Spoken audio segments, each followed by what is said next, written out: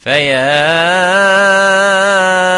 أيها القاري به متمسكا مجلا له في كل حال مبجلا. Alaikum wa rahmatullahi wa barakatuhu. Great to have you with us. My name is Khaled Bouchafaa.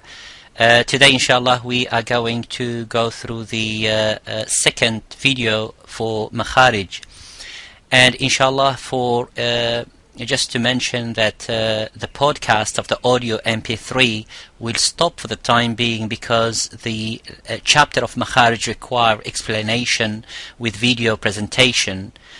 So we are going to go through the Makharij chapter through explanation with the video presentation, and also you can download through iTunes, and it is also a podcast or a vodcast if you want to say.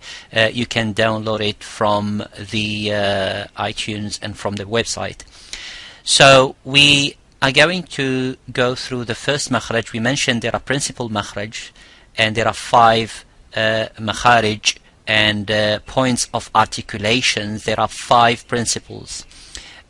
Number 1, we mentioned that it is Makharaj Al-Jawf, which represent the oral cavity and the throat cavity, which we are going to explain later on in this video. The second one was the throat, which represent the 6 letters of Arabic language, such as Ain and Ha and Kha and Ghain and Ha. And the next part is Makhraj al-Lisan, which is the tongue, and whatever inside the mouth represent the movement of the tongue around the teeth, the roof of the mouth, touching the teeth and so on. And the next one is the lips, and the last Makhraj is the Makhraj of the nasal cavity, which is called Makhraj al-Khayshum, or Makhraj the nostrils, where the ghunna comes from. So as you know that there are so many letters in Arabic language.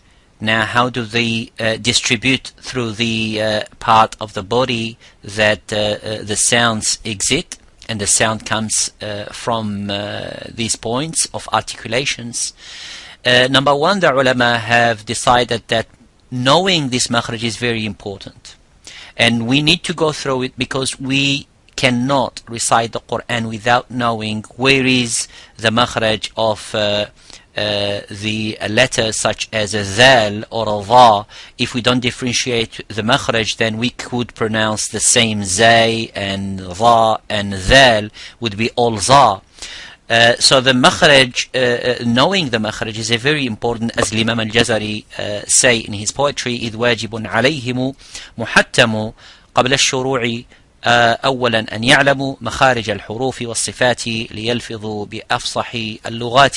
So it is a duty, it is a compulsory upon all the Muslims to know at least the minimum requirement of this tajweed. And among this tajweed it is مخارج الحروف, the sifat, the qualities and the attributes, so they can pronounce properly the Quran al-Kareem. So مخارج الحروف, there are 17 makhraj.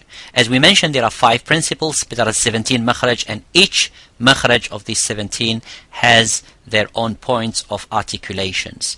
Now we are going to talk about this principal makhraj. How do we know the makhraj, first of all?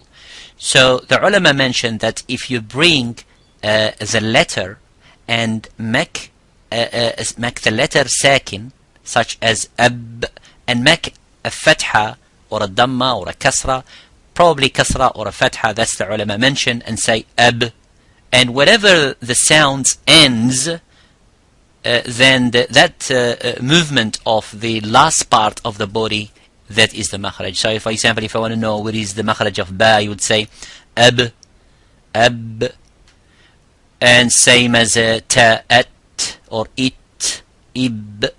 So this is how to know the makhraj. Now in this makhraj, these letters are muqaddar. Muqaddar means they are estimated, they do not have really a point. These 3 letters which I'm going to mention, and the ulama mentioned, Makhraj al-Jawf, which represent the oral cavity and the throat cavity.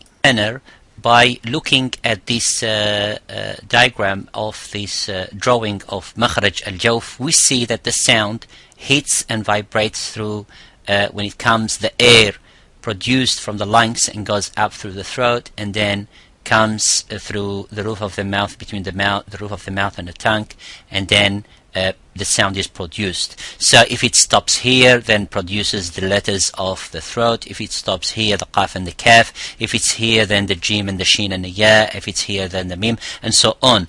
Now, when we say this makhraj is muqaddar and estimated, it is not a point. The ulama mentioned because it passes through all these area, and that's why it's called muqaddar, means estimated. It is not really a fixed point, and that's why we have these three letters.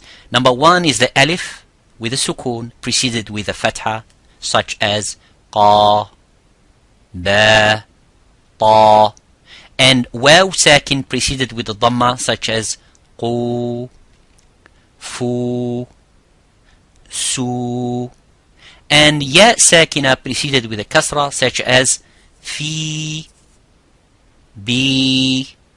And so this alif and waw and ya sakin preceded with similar fatha, with the origin fatha, dhamma, kasra, or waw sakin and ya sakin only.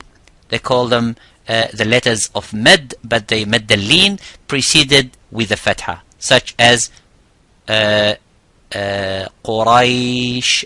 The ya sakin preceded with a fatha, Raish, or waw sakin preceded with fatha, Jawf, as you mean makhraj al-Jawf, Khawf, Saw. So these are the letters of mad. Their makhraj would be muqaddar. It is not fixed point, but it goes makhraj al-Jawf between the throat and between the mouth. The makhraj al-Jawf and the letters and how to pronounce, how to know the makhraj and the point of articulation.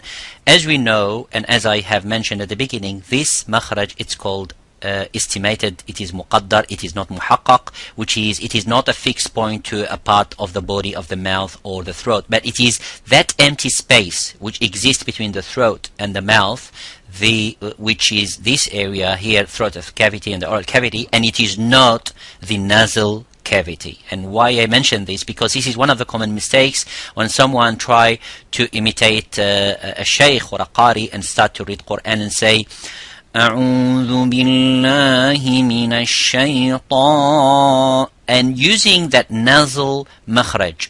Now, this is a common mistake. Even the Imam Al-Jazari used to mention in his book, and the ulama, they say حروف مد للهواء تنتهي. They are letters ends where the air ends. It is not where the nose or it is not at the throat. It is that space where the air is. It is there where resides the letters of mad, but it is not in the nose. So in the nasal cavity, for example, it is for the ghunna. So if you say, for example, qa, qa, instead of qala, and how do I get rid of that? I just try to practice and close my nostrils and my nose like this, putting my fingers there and say qala, qala.